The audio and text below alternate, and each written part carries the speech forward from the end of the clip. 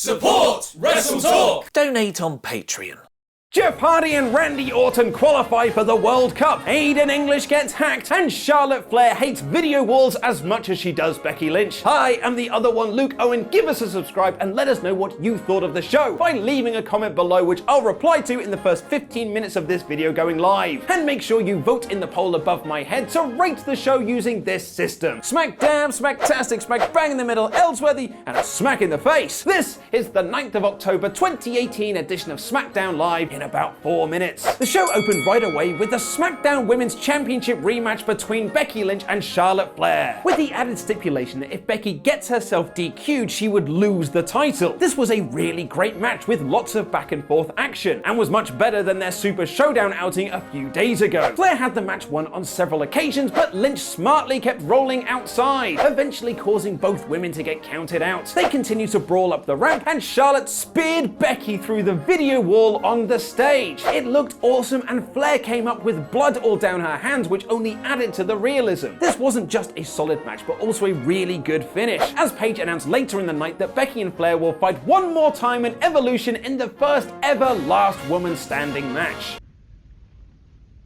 Both Jeff Hardy and Samoa Joe got excellent hype packages before their World Cup qualifying match, which gave the bout a big-time feel. Oh my god, a tiny AJ Styles is going to attack! No, wait, it's just an advert for WWE 2K19. Don't worry, folks. Hardy targeted Joe's knee throughout the match, with the commentators putting over that this was a different side to Jeff. Not a heel turn per se, but he's not the same man he was before his Hell in a Cell match with Randy Orton. Joe eventually couldn't stand anymore, and the referee called for the bell, even though he was scrambling to his feet to continue the fight. The commentators really put over the idea that Joe was injured, and Hardy exploited that to get the win, which is a smart way to protect Joe in defeat, but I would have rather seen him qualify for the pointless one-night tournament, which is starting to get a lineup straight out of 2005. Miz then hosted an edition of MizTV with AJ Styles and Daniel Bryan. Both challenger and champion made fun of Miz throughout the segment, but still got over the importance of their championship match at Crown Jewel. AJ wants to remain the face of the brand, while Bryan wants to accomplish his dream, and his dream wasn't to face Big Cass or reunite Team Hell No or face this jerk, but to become the new WWE champion. This is the first time in quite a while the WWE Championship has felt like an important prize to be won. While I enjoyed the Samoa Joe feud, it felt more about Joe's psychological games over Styles rather than wanting to win the belt. This idea was helped further by The Miz saying he will be the next challenger to the WWE Championship, claiming that he had his shoulder up at Super Showdown and should be #1 contender anyway, and that AJ Styles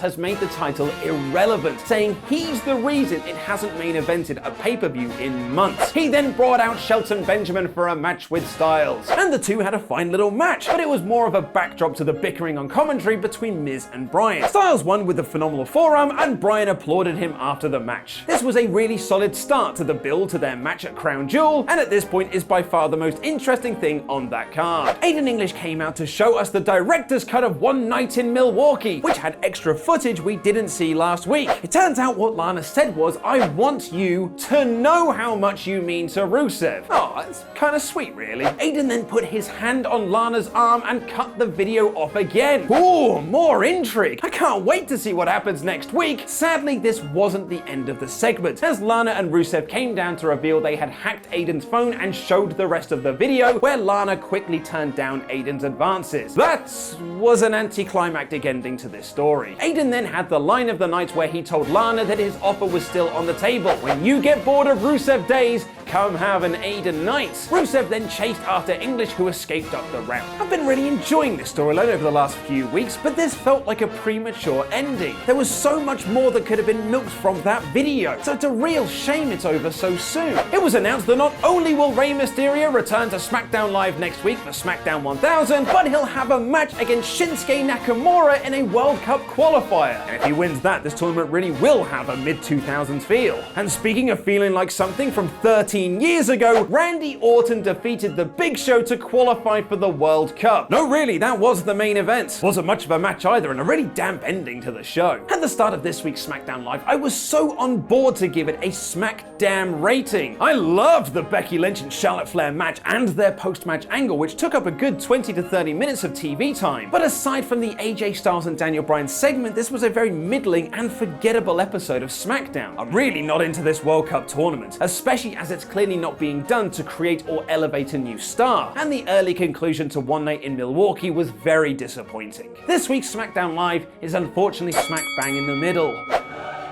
Raw, on the other hand, was really great. Click the video on screen right now to watch Ollie Davis and I review the show on the Wrestle Ramble. And click the image of Ollie and I to become one of our awesome pledge hammers on Patreon. I've been Luke Owen, and that was wrestling.